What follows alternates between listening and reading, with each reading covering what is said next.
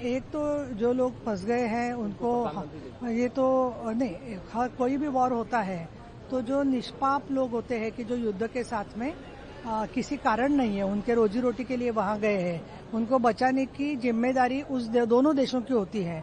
और इसीलिए हिंदुस्तान ने के पंतप्रधान नरेंद्र जी मोदी साहब ने जब इसमें हस्तक्षेप किया है तो बहुत जरूरी था, और लोगों की जान बचाएंगे तो बाद में भी सुलह हो जाने के बाद उनकी रोजी रोटी भी कायम हो सकती है।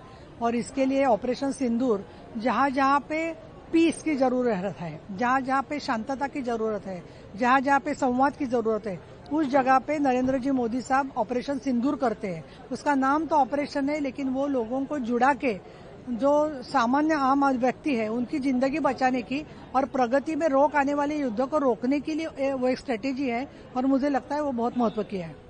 जिस तरह से इंडिया पाकिस्तान का जो मामला हुआ था उसको लेके कभी उद्धव ठाकरे का बयान आता है कि अमेरिका हमारे देश के मामलों में बीच में बोलता है। अब अबू आसिम आजमी का बयान आया है कि अमेरिका को हमारे देश के बारे में नहीं बोलना चाहिए। और दूसरी बात, जो जिस तरह से अमेरिका ने बॉम्ब गिराए हैं ईरान में, तो हमारी कंट्री को बोलना चाहिए इस बारे में। इस तरह से अबू आसिम आजमी का बयान आया, क्या नहीं, ये सब मिनिस्ट्री ऑफ एक्सटर्नल अफेयर्स के दायरे में बातें हैं। उसके बारे में वो उसके मिनिस्टर जो है मिस्टर जयशंकर, उनके सेक्रेटरी बात कर सकते हैं, क्योंकि मैं कॉन्स्टिट्यूशनल पोस्ट पे हूँ, उस पर मैं कोई बयान नहीं दे सकती। हिंदी को लेके जिस तरह से विवाद हो रहा है, आज मनसे वाले सभी जगह प्रोटेस्ट कर रहे हैं महाराष्ट्र। नहीं, मुझे लगता है पार्लियामेंट का जो प्रोग्राम है वो अंग्रेजी और हिंदी दोनों में वो रहते हैं, लेकिन हर भाषा में वो उसका भाषांतर भी होता है।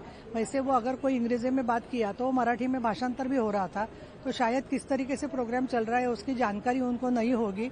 वो जानकारी वो हमको फोन करेंगे तो हम जरूर देंगे। तो उन्होंने गलत फहमी पर विश्वास करके ऐसी बात नहीं करनी चाहिए।